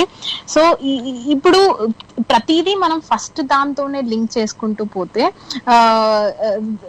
అది పాజిటివ్ రిజల్ట్స్ ఇచ్చినా నెగటివ్ రిజల్ట్స్ ఇచ్చినా obviously it is a bias decision. So that is what is a conclusion for anchoring bias, అంతే కదా? యా, కరెక్ట్ అండి. అంటే యాక్చువల్గా ఏంటంటే యాంకరింగ్ బయాస్ ని ఒక అకాడమిక్ ఒక పద్ధతిలోని మీరు ఒక కోర్స్ అటెండ్ అయ్యారు అనుకోండి, దాంట్లో వాట్ ఈస్ యాంకరింగ్ బయాసెస్ అంటే బ్రెయిన్ ఎప్పుడు ఇలా పనిచేస్తుంది కనుక తెలుసుకుంటే ఏమవుతుందంటే మీరు నెగోషియేషన్ చేసినప్పుడు అప్పుడు okay am I really fall in to anchoring bias అంటే దీని ప్రైస్ ఇంతేనా, మనం ఇంకా మోర్ ఎంక్వైరీ చేసి చేస్తామన్నమాట. అంటే మనం రేషనల్ థాట్ ఎప్పుడు కూడా బ్రెయిన్ సంబంధించిన ఈ లిమిటేషన్స్ లో ఫాలో అవ్వకుండా ముందుకు వెళ్ళడానికి దోహదపడుతుంది అనమాట. ప్రపంచంలో ఏదైనా సరే ప్రతిదానికి కూడా కంక్లూజన్ అనేది ఉండదు. ఫిలాసఫీ తీసుకున్నారు అనుకోండి, philosophy is not basically concluding anything, it is like your understanding about your mind. ప్రపంచంలో ఉన్న one of the most complicated thing ఏదైనా ఉందంటే that is mind. So mind ని అర్థం చేసుకునే విధానంలోని నోబెల్ ప్రైజెస్ వచ్చిన సైంటిస్టులు కూడా they cannot conclude anything because every day which is right which is wrong అనేది అది మొరాలిటీలోకి పడుతుంది అనమాట. ఇప్పుడు మోరల్ ఫిలాసఫీ కనుక తీసుకుంటే no one can conclude anything, just you to understand అంతే. అంటే ప్రతి దానికి కంక్లూజన్ అంటే మనకి it is not like it conclusion అనేది itself is again it's a bias. ప్రతి దానికి కంక్లూజన్ కావాలనుకోవడం కూడా it's a biased way of thinking అనమాట. యాక్చువల్గా ఏంటంటే ఈ ప్రాసెస్ లోని మైండ్ ని అర్థం చేసుకోవడము, ఈ సైకాలజీలో ఏమవుతుందంటే how do you treat people, సైకియాట్రీలోని మనం పీపుల్ ఎలా ట్రీట్ చేస్తామంటే వాళ్ళు ఈ టైప్ ఆఫ్ థింకింగ్ లో ఉన్నారు కనుక వాళ్ళకి ఈ ట్రీట్మెంట్ ఇవ్వాలి అని సైకియాట్రీ థింక్ చేస్తుంది కనుక మనం ఇది గుడ్, ఇది రైట్, ఇది రాంగ్ అని చెప్పడం అనమాట. ఈ బేసిక్ గా మన అవయవాలు ఎలా పనిచేస్తాయి, కొన్ని ఎలా పనిచేస్తుంది, బ్రెయిన్ ఎలా పనిచేస్తుంది, నువ్వు ఎలా తీసుకుంటావు, మన అనుభవాలను బట్టి మనకున్న జ్ఞానాన్ని బట్టే మనం బిహేవ్ చేయడం జరుగుతుంది అనమాట. సో ఈ ప్రాసెస్ నేర్చుకోవడం వల్ల మనకేమవుతుందంటే మోర్ టువర్డ్స్ రేషనల్ థింకింగ్ అంటే ఏంటి, ఆ రేషనాలిటీ వైపు వెళ్ళడానికి అవకాశం ఉంటుంది అనమాట. మీరు చెప్పింది ఈ యాంకరింగ్ బయాస్ అనేది I think fundamental to cognitive dissonance అనుకుంటున్నాం. ఎందుకంటే ఒక రకంగా ఏంటి కంప్లీట్ కాదు, రెండు డిఫరెంటే. బట్ కాగ్నిటివ్ డిజోనెన్స్ అన్నది ఏంటంటే మనం ఒక దాన్ని బలంగా నమ్మితే తర్వాత వచ్చే ఎవిడెన్స్ ని గుర్తించలేకపోవడం, లేదంటే ఆల్రెడీ బిలీఫ్ సిస్టమ్ చాలా స్ట్రాంగ్ గా ఉన్నప్పుడు దాన్ని మన మైండ్ ఎదురు తిరిగి డిఫెన్సివ్ లోకి వెళ్ళిపోతుంది. So I think anchoring bias strong గా ఉండిపోతే గనుక I think that leads to cognitive dissonance అనుకోవచ్చు అంటారా? యా, అది కరెక్ట్ అండి. కానీ ఇంకొక విషయం అండి, ఇది కంక్లూడ్ దీన్ని ఈ విషయాన్ని ఇక్కడ వదిలేసి మనం ముందుకు వెళ్ళిపోయే ముందు మేము యాక్చువల్ గా 2 బయాసిస్ డిస్కస్ చేద్దాం ఈ వీక్ అనుకున్నాం. సో మనకు తెలిసింది ఏంటంటే ఒక వీక్ ఒకటి కంప్లీట్ చేయడమే కష్టం, ఎందుకంటే మోర్ లైవ్లీ ఎగ్జాంపుల్స్ ఎప్పుడైతే మనం చెప్పామో ఆ ఎగ్జాంపుల్ చుట్టూ కూడా మనకి కొన్ని క్వశ్చన్స్ ఉంటాయి అనమాట. ఈ క్వశ్చన్స్ ని మళ్ళీ క్లారిఫై చేసి ముందుకెళ్లేలోగా మనకి హాఫ్ అన్ అవర్ టైం సరిపోతుంది. ఒక పని చేయొచ్చండి, అంటే ఒక్కొక్కటి తీసుకుంటే మనకి 70 ఎపిసోడ్లు అవుతాయి. మరి ఏంటంటే గ్రూప్ చేసుకుని దగ్గరగా ఉన్న వాటిని డిఫరెన్స్ మనం డిస్కస్ చేసుకుంటే మనకి ఇంకా చెప్పిన ఈ బయాసెస్ అన్ని ఆల్మోస్ట్ గ్రూప్ చేసి 12 కింద కంక్లూడ్ చేసాం అన్నమాట. ఇప్పుడు for example bandwagon effect ఉంది అనుకోండి, దాన్ని herd mentality or group thinking అంటారు అనమాట. సో ఇలాగా ప్రతిదీ కూడా థింకింగ్ వైజ్ దేంట్లో పడుతుందో అని అక్కడ వరకు మేము కంక్లూడ్ చేసాము. అంటే మేము బేసిక్ గా 5 వీక్స్ చేద్దాం అనుకుంటున్నాం. ఈ 5 వీక్స్ లోని ఈ 12 కూడా కవర్ చేయడానికి చూస్తాం. ఒక్కొక్కసారి తక్కువ ఎగ్జాంపుల్స్ ఉండొచ్చు. సో మనం ఎక్కడితో ఆపుదామండి, దీన్ని ఆపి మనం దీన్ని డీటెయిల్ గా నెక్స్ట్ వీక్ డిస్కస్ చేద్దాము. మనకి మూవీ రివ్యూ ఉంది కదా, సో మనం ఫస్ట్ యాంకరింగ్ బయాస్ గురించి తెలుసుకున్నాం కదా. నెక్స్ట్ వీక్ మనం దానికి రిలేటెడ్ బయాసెస్ గురించి ఎక్స్టెండ్ చేద్దాము discussion. So now we're going to the movie reviews. So మనకి ఇప్పుడు ఈ మూవీ రివ్యూ ఎందుకు తీసుకున్నామంటే, కరెంట్ టైమ్స్ లో కరోనా వైరస్ గురించి జనాలు ఇప్పుడు బాధపడుతున్నారు. కానీ నిపా వైరస్ అన్నది కేరళలో 2018 లో వచ్చినప్పుడు 2 districts ఎఫెక్ట్ అయినప్పుడు కేరళ గవర్నమెంట్ ఎంత స్ట్రింజెంట్ స్టెప్స్ తీసుకొని దాన్ని ఎలా ఓవర్కమ్ చేసింది అన్నది that is like a lesson for us. We can take it as a feedback to implement currently. So this movie is a medical thriller andi. 2019 lo release ayindi with an big ensemble cast, famous actors like Parvati and Thomas. They are ante వాళ్ళు act చేశారు ఈ మూవీలో. Then అసలు movie ఎలా start అవుతుందంటే, ఒక first titles అప్పుడే మూవీలో బేసిక్ గవర్నమెంట్ హాస్పిటల్లో డాక్టర్స్ వర్క్ ఎలా నడుస్తుందన్నది చూపిస్తాడు డైరెక్టర్ ఇస్ ఆషిక్ అబు. దాని తర్వాత తనకు ఒక కేసు వస్తుంది. ఆ కేసులో nurse she has some complications అనమాట, బ్రీతింగ్ ప్రాబ్లమ్స్ అవి ఇవి ఉంటే తనని అర్థం కాదు, తన సిమ్టమ్స్ ని వెరిఫై చేస్తే దేనికి అది రిలేటబుల్ కాకపోతే అప్పుడు తను చెప్తుంది, నేను ఇలాంటి సిమ్టమ్స్ ఉన్న పేషెంట్ ని నేను ట్రీట్ చేశాను, తను చచ్చిపోయాడు, నాకు వెంటిలేటర్ పెట్టండి అని తను చెప్తుంది. సో అప్పుడు దే స్టార్ట్ టెస్ట్ చేసేటప్పుడు వాళ్ళకి they conclude that it's Nipah virus అని చెప్పి. సో అప్పుడు వాళ్ళు ఇమీడియట్ గా ఏం చేస్తారంటే సైకిల్ ని బ్యాక్ సైకిల్ చేస్తారు. అంటే ఆ లేడీ ఫస్ట్ ఎవరిని కలిసింది. సో జస్ట్ లైక్ ఇప్పుడు మనం క్వారంటైన్ చేస్తున్నారు, అప్పుడు అలానే చేశారు. That is epidemic, it's not a pandemic virus like corona. అలా వాళ్ళు 2 districts, Kojiguda and Mallapur districts, 2 districts ని క్వారంటైన్ చేసేసి ఆ 2 districts లో ట్రావెల్ ని మినిమం ట్రావెల్ తప్ప ఇంకా దేన్ని అలౌ చేయకుండా, అలాగే ఫుడ్ షేరింగ్ ఆపేసి ఏదైనా కింద పడిన వస్తువు తినొద్దు అది అని చెప్పి చాలా స్ట్రిక్ట్ మెషర్స్ తీసుకుంటారు. It's a very good movie అండి. ప్రసాద్ గారు మీరు చెప్పొచ్చు మీ. తప్పకుండా అండి. నేను చూసానండి సినిమా. యాక్చువల్లీ ఇనీషియల్ గా నేను అనుకున్నది, ఇప్పుడు అంటే మనము ఈ పాండమిక్ స్టార్ట్ అయిన కొత్తలో జనరల్ గా ఎక్కువగా మనం న్యూస్ అది ఫాలో అయ్యి ఉంటాం అందరం కూడా. బట్ ఆఫ్టర్ సమ్ టైం ఏంటంటే మనకి ఉన్న బ్రెయిన్ కి ఉన్న ఇది ఏంటంటే, మనం సంతోషాన్ని గాని దుఃఖాన్ని గాని ఏదైనా ఒక ఫీలింగ్ ని ఎక్కువ సేపు మనం దగ్గర ఉంచుకోలేకపోవటం అన్నది ఉంటుంది. సో తర్వాత వాటికి దూరంగా ఉండటము, లేదంటే న్యూస్ అంత ఫాలో అవ్వకపోవడం నేను అబ్జర్వ్ చేశాను. అవును అబ్జర్వ్ చేశాను. సో ఆ రకంగా ఫస్ట్ ఇనిషియల్ గా అనుకున్నది ఏంటంటే, రోజు చూస్తుంటే ఏ ఛానల్ పెట్టినా అదే కనబడుతుంది, ఇప్పుడు మళ్ళీ ప్రత్యేకంగా ఈ వైరస్ అన్న దాని మీద ఒక సినిమా చూడాలి ఏంటి అన్న ఉద్దేశం అయితే ముందు ఉంది నాకు. కాకపోతే మన హ్యూమనిస్ట్ అవర్ లో రివ్యూ చేస్తున్నాం అన్నప్పుడు, అండ్ ఐ థింక్ ఆల్మోస్ట్ మలయాళంలో నేను చూసిన ఆఫ్టర్ లాంగ్ టైం చూసిన మొదటి సినిమా అయి ఉంటుంది. నేను దూరదర్శన్ లో ఈ ప్రాంతీయ భాష చిత్రం అని ఆదివారం మధ్యాహ్నం ఒక్కొక్క భాష చేసిన జనరల్ గా తక్కువ అండి. అంటే నాకు గుర్తుండి అయితే ఖచ్చితంగా కనీసం ఇంత ఇంట్రెస్టింగ్ గా చూడటం అన్నది ఇది మొదటిసారి అని చెప్పుకోవచ్చు నాకు. ప్రసాద్ గారు ఒక విషయం మనకి ఎవరన్నా శ్రోత ఎవరన్నా జాయిన్ అయినట్లయితే మీరు ఆ ప్రశ్న తీసుకొని మీరు కంటిన్యూ చేయండి. ప్రశ్నలు ఉన్నారా లైన్ లో? చూడండి ఒకసారి ఎవరన్నా ఉన్నారా? ఉన్నారు, ఒక కాలర్ ఉన్నారండి. మ్యూట్ లో ఉన్నారులేండి. షూర్, ఓకేనండి. ప్రశ్న లేకపోతే మీరు కంటిన్యూ అవ్వండి. సో సినిమా మాత్రం మనము ఈ సినిమా ఎందుకు చూడాలి అంటే ఈ కమర్షియల్ గా కాకుండా అలాగని మరీ డాక్యుమెంటరీలా కాకుండా యాక్చువల్ గా కంటెంట్ కొద్దిగా డాక్యుమెంటరీలా ఉంటుంది, బట్ ఆ స్క్రీన్ ప్లే కానీ స్ట్రైట్ ఫార్వర్డ్నెస్ అంటే కరెక్ట్ గా స్టార్టింగ్ నుంచి ఎండింగ్ దాకా కూడా అది గ్రిప్పింగ్ గా ఉంటుంది. అండ్ అది ఆ ఇన్వెస్టిగేషన్ అంటే ఇది ఎక్కడి నుంచి ఎలాగొచ్చింది అన్నది ఆ ట్రాకింగ్ అండ్ ట్రేసింగ్ చేయటం ఎఫర్ట్స్ అది చూపిస్తారు. అండ్ పెర్ఫార్మెన్సెస్ చాలా బాగున్నాయండి. మన రేవతి గారు, రఘు గారు వీళ్ళు కూడా యాక్ట్ చేయడం జరిగింది. హెల్త్ మినిస్టర్ క్యారెక్టర్ చేశారు.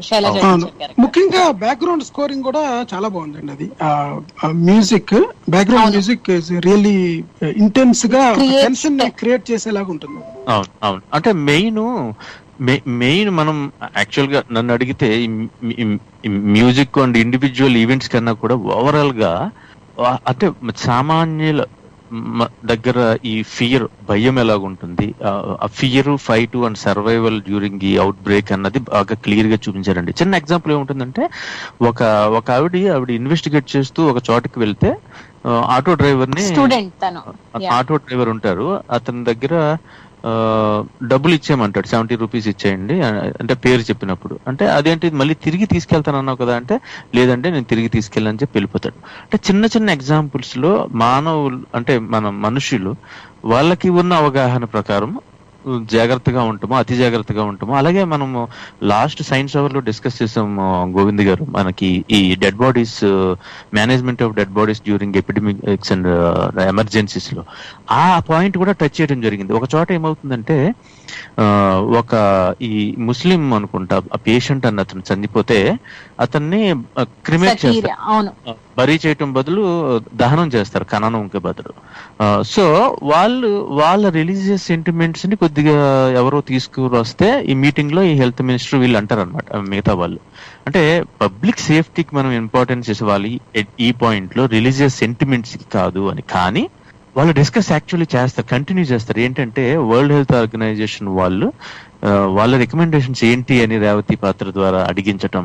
అలాగే వేరే ఎక్స్పర్ట్స్ ఏం చెప్తారంటే క్రిమేషన్ ఎబోలా ప్రోటోకాల్ ప్రకారం రికమెండెడ్ క్రిమేషన్ అండి. ఎందుకంటే మనకి ఈ బాడీలీ ఫ్లూయిడ్స్ వల్ల డిసీజ్ స్ప్రెడ్ అవ్వకుండా ఉండటానికి. కానీ డీప్ బరియల్ కూడా ఒక ఆల్టర్నేటివ్ ఉంది. అంటే సింగపూర్ లో కానీ 1999 లో, అలాగే బంగ్లాదేశ్ లో కొన్ని ఈ కంటేజియస్ డిసీజెస్ వచ్చినప్పుడు కానీ సరైన ఎక్స్పర్ట్స్ ఆధ్వర్యంలో, సో అలాగని ఐసిడిసి నుంచి ఎక్స్పర్ట్స్ ని కూడా పిలిచి చేసినట్టుగా ఈ సినిమాలో చూపిస్తారు.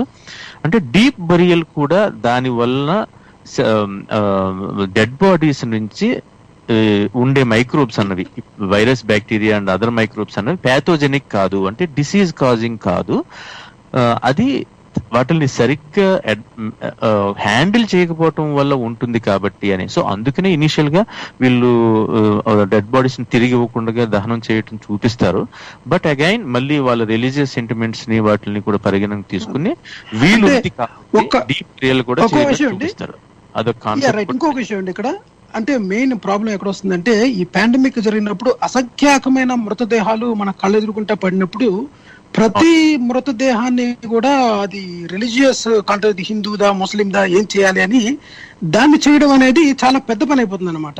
World health organization one of the guidelines లో ఏముంటుందంటే ఈ take away and get rid of all these dead bodies as early as possible. ఎందుకంటే ఒక సైకలాజికల్ ట్రామా అనేది క్రియేట్ చేయకుండా జనాల్లోని డెడ్ బాడీస్ ని చూసినప్పుడు మనం సర్వైవల్ పీపుల్ కున్న మెయిన్ ప్రాబ్లం ఏంటంటే ఆ ట్రామాలోకి వెళ్ళకూడదు అనమాట. వాళ్ళు అంటే ఒక రకమైన ఒక యాంగ్జైటీ, ట్రామా లేక ఒక స్ట్రెస్ఫుల్నెస్ ని అవాయిడ్ చేయడానికి చుట్టూ ఉన్న మృతదేహాలని వీలైనంత త్వరగా మనం అక్కడి నుంచి తీయడం.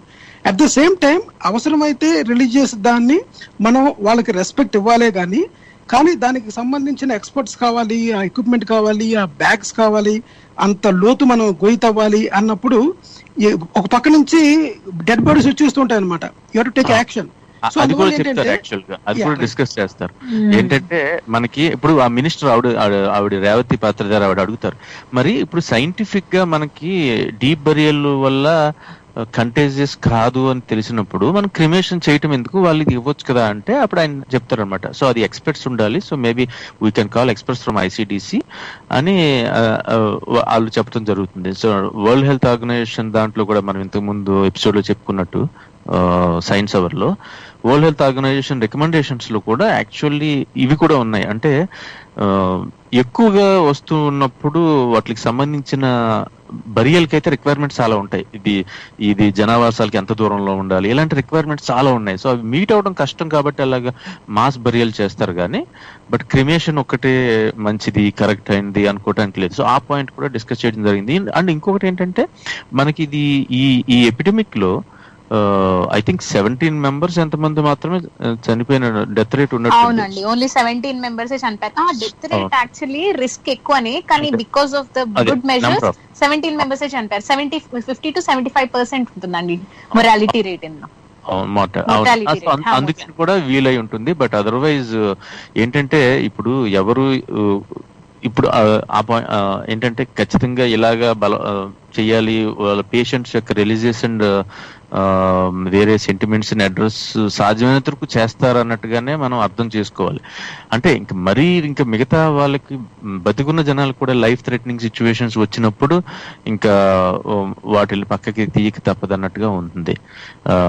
అది ఒక పాయింట్ అండి. అండ్ ఇంకొకటి వచ్చేసి ఈ పొలిటిసైజేషన్ అన్నది కూడా ఒక పాయింట్ చూపిస్తారండి. అది ఒకటి నచ్చింది. అంటే వీళ్ళు ఏం చేస్తారంటే యాక్చువల్ గా కేరళ మనం చూసుకుంటే కేరళ అన్నది one of the progressive states in terms of literacy and కొద్దిగా ఈ వాల్యూస్ అవి ఉంటాయి. సో అందుకనే తొందరగా వాళ్ళందరూ బాధ్యతాయుతంగా మెలగటం. అండ్ చూడండి, ఒక టైంలో చెప్తారు ర్యాండమ్ యాక్ట్స్ ఆఫ్ కైండ్నెస్ అన్నట్టుగా. అంటే ఎవరో వచ్చి కొన్ని N95 మాస్క్లు ఇచ్చేసి డోర్ దగ్గర పెట్టి వెళ్ళిపోయారంట. వాళ్ళు ఎవరో ఐడెంటిఫై కూడా చేయకుండా. అంటే ఒక ఇలాంటి సిచ్యువేషన్ వచ్చినప్పుడు మనుషులు మంచిగా కూడా ఎవరికి వాళ్ళకి తోచినట్టుగా బిహేవ్ చేస్తారు అన్న హోప్ ను కూడా కలిగించే సిచ్యువేషన్స్ కూడా మనకి చూపించడం కూడా జరుగుతుంది. And other side of the coin ఏంటంటే అట్ ద సేమ్ టైం వీళ్ళందరూ కూడా కొంతమంది వాలంటరీగా చేస్తారు ఆవిడ ఇన్వెస్టిగేషన్ కూడా. అంటే ఎక్కడి నుంచి ఇంకొకటి కూడా ఉంటుందండి, మూవీలో ఒక అటెండర్ క్యారెక్టర్ ఉంటుంది, తను స్ట్రైక్ చేస్తూ ఉంటాడు, తనకి శాలరీ రాలేదు అది అని చెప్పి. కానీ ఎప్పుడైతే ఈ వైరస్ గురించి వచ్చింది అని హెల్ప్ అడిగితే ఇమ్మీడియట్ గా తన స్ట్రైక్ ఆపేసి he will come and support. అవును, అతను కూడా జాయిన్ హ్యూమానిటీ. అండ్ ఈ పొలిటిసైజేషన్ ఎలా చూపించారంటే మనకి ఐ థింక్ సెంట్రల్ అనుకోవాలేమో, డిఫెన్స్ మినిస్ట్రీ అన్నారు కాబట్టి వాళ్ళు ఏంటంటే ఇక్కడ ఒక ఛాలెంజ్ ఏముంటుందంటే ఈ డాక్టర్లకి వీళ్ళకి పేషెంట్స్ ని ట్రీట్ చేయటమే కాకుండా ఇదంతా ఎలాగొచ్చింది అన్నది ఎస్టాబ్లిష్ చేయాలి వాళ్ళు. కాబట్టి వీళ్ళ ప్లాట్ అంతా మెజారిటీ ఆఫ్ ప్లాట్ నేను చూసిన దాన్ని బట్టి ఏంటంటే ఈ పేషెంట్స్ అందరినీ కూడా వాళ్ళ ఓపీ కార్డులో ఉన్న టైము డేట్ను బట్టి సర్క్యూట్ CCTVs లో వాళ్ళు వచ్చారు వెళ్ళారు అన్న దాన్ని బట్టి వాళ్ళ క్వశ్చనర్ ని వాళ్ళ దగ్గరికి వెళ్ళి అడగటాన్ని ఇవన్నిటిని బట్టి వాళ్ళు ఏం చేస్తారంటే ఈ ఇండెక్స్ పేషెంట్ అన్నది అతని పేరు జకరయ్య ఏదో ఉంటుంది, అతని నుంచి వీళ్ళందరికీ ఇలా పాస్ అయ్యింది అన్నట్టుగా వాళ్ళు ఎస్టాబ్లిష్ చెయ్యాలి. లేకపోతే అది ఎలా పొలిటిసైజ్ అవుతుందంటే ఇది ఎవరో కావాలని వేరే మతస్థులు మన మీద చేసిన బయోవార్ కింద, unless there is otherwise conspiracy థియరీలోకి వెళ్ళిపోవడానికి అవకాశం ఉంటుంది, సీరియస్ కన్సిడర్ చేయాల్సి వస్తుంది అన్నట్టుగా. సో ఇక్కడ ఏంటంటే స్లైట్ క్లాష్ చూపించారు. అంటే స్టేట్ గవర్నమెంట్ అప్పుడు మన ఈ పాత్రధారి చెప్తారు ఏంటంటే హెల్త్ మినిస్టర్ ఎవరంటారంటే I'm not giving in for politicising this issue అన్నట్టుగా షీ స్టాండ్స్ అన్నమాట. స్టాండ్ అయ్యి సో వాళ్ళు కంటిన్యూ చేస్తారు. సో వాళ్ళందరూ కలిసి వచ్చి ఇన్వెస్టిగేషన్ చేసి ఎస్టాబ్లిష్ చేసి ఆ ఎస్టాబ్లిష్మెంట్ లో ఇద్దరు మిగిలిపోతారు ఆఖరిలో, ఈ జకరయ్యతో పాటు ఉన్నికృష్ణన్ అని. సో వీళ్ళిద్దరికి మధ్యలో, ఎందుకంటే జంతువుల నుంచి వచ్చి ఉంది వైరస్ అని ఎస్టాబ్లిష్ చేయాలనుకుంటే అది మల్టిపుల్ టైమ్స్ లో రావటం అన్నది అరుదు. జనరల్ గా జంపింగ్ అన్నది వైరస్ జంతువుల నుంచి మానవులకి చాలా రేర్ గా ఉంటుంది. కాబట్టి ఒకేసారి 2-3 చోట్ల ఇలా జంప్ అయింది ఒకే టైంలో అన్నది రేర్. కాబట్టి దాన్ని పొలిటిసైజ్ చేస్తూ బయోవార్ కింద, టెర్రరిస్ట్ అటాక్ కింద చేసే ప్రయత్నాలను వాళ్ళు అడ్డుకోవటానికి సాధ్యమైనంత వరకు చేస్తారు. వాళ్ళు కూడా అంటే క్లోజ్డ్ గా ఉండరు, మళ్ళీ కావాలని కప్పిపుచ్చినట్టుగా మీరు ఏదో దాస్తున్నారు అన్నట్టుగా సెంట్రల్ వాళ్ళు అంటారు. కానీ వీళ్ళు ఏమంటారంటే నిజంగా ఉంటే మేము కూడా నిజమే తెలుసుకోవాలనుకుంటాం కదా, మాకు కూడా వాళ్ళిద్దరికీ నిజంగా మధ్యలో ట్రాన్స్మిట్ అవ్వడానికి అవకాశం కనపడకపోతే we have to believe the other theory or maybe వేరే Conspiracy ఎవిడెన్స్ theory. కోసం చూడాలి అన్నట్టు కన్సిడర్ చేయాల్సిన అవసరం ఉంది. ఎందుకంటే వాళ్ళ చేతులు ఏముండదు, వాళ్ళు అన్నట్టుగా వస్తుంది. సో డిస్కషన్ పాయింట్స్ చాలా బాగుంటాయండి. సో అండ్ ఇంకొకటి లాస్ట్ గా చెప్పాల్సింది నా వైపు నుంచి ఏంటంటే, మనం ఇప్పుడు చూస్తున్న మనకి ఇప్పుడు అర్థమైన ఈ ఇండెక్స్ పేషెంట్ అంటే ఏంటి, ఇంక్యుబేషన్ పీరియడ్ అంటే ఏంటి, క్వారంటైన్, ఫాలో అప్స్, ఈ టెస్ట్లు, వెంటిలేటర్స్, మాస్క్స్, ఈ పర్సనల్ ప్రొటెక్టివ్ ఎక్విప్మెంట్స్, ఈ ఈ బాడీ ర్యాప్ చేయటం, ఇవన్నీ ఇప్పుడు మనకు చాలా అలవాటు అయ్యి మనకి తెలియకపోవచ్చు. కానీ ఆ cinema I think last year June 2019 లో రిలీజ్. అవును, అప్పటికి చాలా చాలా ఇప్పుడున్న సిచ్యువేషన్ కి చాలా దగ్గరగా మ్యాచ్ అయ్యేలాగా ఉందన్నమాట. సో అప్పుడు అదొకటి మేబీ వాళ్ళే ఊహించుండకపోయి ఉండొచ్చు అలాంటి సిచ్యువేషన్ ఇంత స్కేల్లో వస్తుంది అని చెప్పి. కంటేజియన్ మూవీ కూడా అలాగే ఉంటుంది. అందులో మీరు చెప్పిన టెర్మినాలజీలోనే ఇంకోటి R0 అనే ఇంకోటి R0 అంటే ఏంటంటే, ఒక పేషెంట్ దగ్గర నుంచి ఎంతమంది కొత్త వాళ్ళకి ఇది సోకుతుంది అని, దాన్ని బట్టి మనం ఈ వైడ్ స్ప్రెడ్ బట్టి దాని అంచనా వేయచ్చు అనమాట. ఎంతమంది డిస్కస్ చేయడం జరిగింది క్లీన్. ఈ మూవీలో కూడా అంతేనండి. ఫస్ట్ పేషెంట్ ఎవరైతే ఉంటారో జకేరియా అనే తనకి ఇన్ఫెక్ట్ అయిన తర్వాత విల్ గో టు ద హాస్పిటల్కి వెళ్ళినప్పుడు తన చుట్టుపక్కల ఎంత మంది అయితే ఉన్నారో వాళ్ళకి వస్తుందని చెప్పి వాళ్ళు సీసీ కెమెరాలో చూసి they will find out. So yeah, అంటే ఒక సిన్సియర్ కలెక్టివ్ ఎఫర్ట్ ని చూపిస్తారండి. టైం అయిపోవచ్చుందండి ప్రసాద్ గారు. మనకి ఏమన్నా కాల్ ఉంటే క్వశ్చన్ తీసుకొని మనం కంక్లూడ్ చేద్దాము. ఇంకా ఆల్మోస్ట్ లాస్ట్ ఎండ్కి వచ్చాం కదా. చూడండి, ఎవరైనా కాలర్స్ ఉంటే తీసుకోండి. శ్రోతలు ఎవరైనా ఉంటే.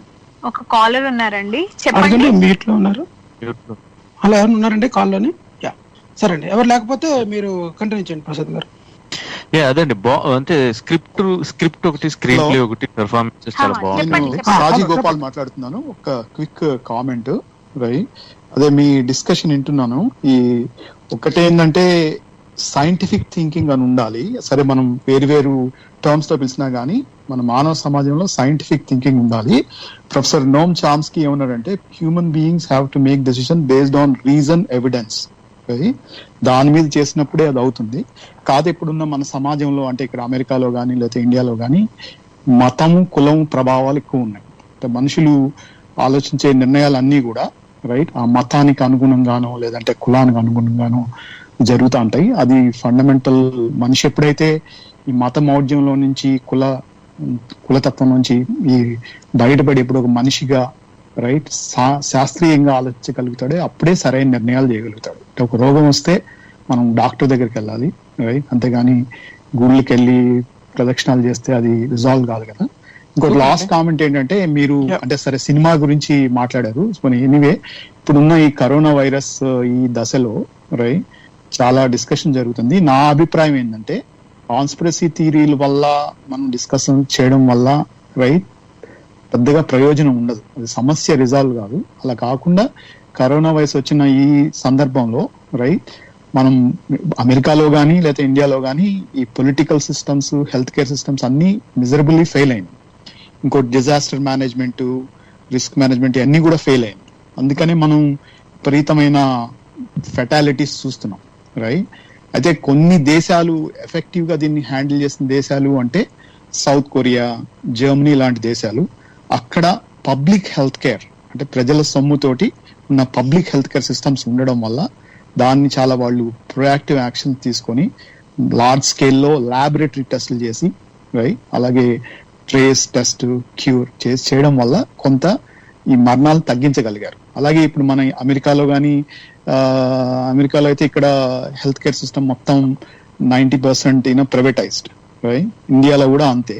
సో ఇక్కడ ఏంటంటే ప్రెసిడెంట్ డొనాల్డ్ ట్రంప్ జనవరిలో యాక్చువల్ గా కరోనా వైరస్ అన్న సమస్యని ఫస్ట్ వరల్డ్ హెల్త్ ఆర్గనైజేషన్ కి చైనా రిపోర్ట్ చేసింది December 31. ఒక విషయం టైం అవుతుందండి. మేము చేసేది రేషనలిస్టిక్ షో. మీరు చెప్పింది కరెక్టే, మీరు ఫినిష్ చేద్దరు. కానీ ఇంకోటి అంటే మేము మూవీ గురించి మాట్లాడడం లేదు, మేము వైరస్ గురించి మాట్లాడుతున్నాము. వైరస్ ప్రెజెన్స్ ఒకటి, ప్లస్ మీరు చెప్పేది మేము చెప్పేది ఒకటే. ఎందుకంటే మనం వైరస్ వచ్చే టైంలోని మనం మాట్లాడవలసింది అవేర్నెస్ పెంచడం ఒకటిను, కాన్స్పిరసీ థియరీస్ మేము చేయడం లేదు. there is no conspiracy theory at all in our ఉంటే discussion. డీబంక్ చేస్తున్నాము. Yeah, మేము Actually, డీబంకింగ్ చేస్తాం అన్నమాట. మా షోలో actually ఏమన్నట్టు అంటే లేదు. last మా you షోలో observe, no religious beliefs and only based on the rationality. At the same time current affairs ఏవైతే ఉన్నాయో సైంటిఫిక్ గా వైరస్ కి సంబంధించి అవి డిస్కస్ చేస్తాం అనమాట. సో మీరు కంక్లూడ్ చేయండి ప్రసాద్ గారు అండ్ సాయిబా గారు, షబిజా గారు. నా వైపు నుంచి ఇది ఒక మంచి సినిమా అండి. మనకి కంప్లీట్ అవగాహనని ఒక సినిమాటిక్ ప్లాట్ లో మనము గ్రహించడానికి ఉపయోగపడుతుందని నేను అనుకుంటున్నాను. తప్పకుండా చూడాల్సిన మూవీ అండి. థ్యాంక్ యూ ప్రసాద్ గారు, థ్యాంక్ యూ గోవింద్ గారు. ఈ వీక్ మనం యాంకరింగ్ బయాస్ గురించి తెలుసుకున్నాం కదా. నెక్స్ట్ వీక్ ఇంకొన్ని బయాసెస్ అలాగే ఇంకొక మూవీ రివ్యూతో కలుసుకుందాం అండి. Thank you for calling. Okay, thank you అండి.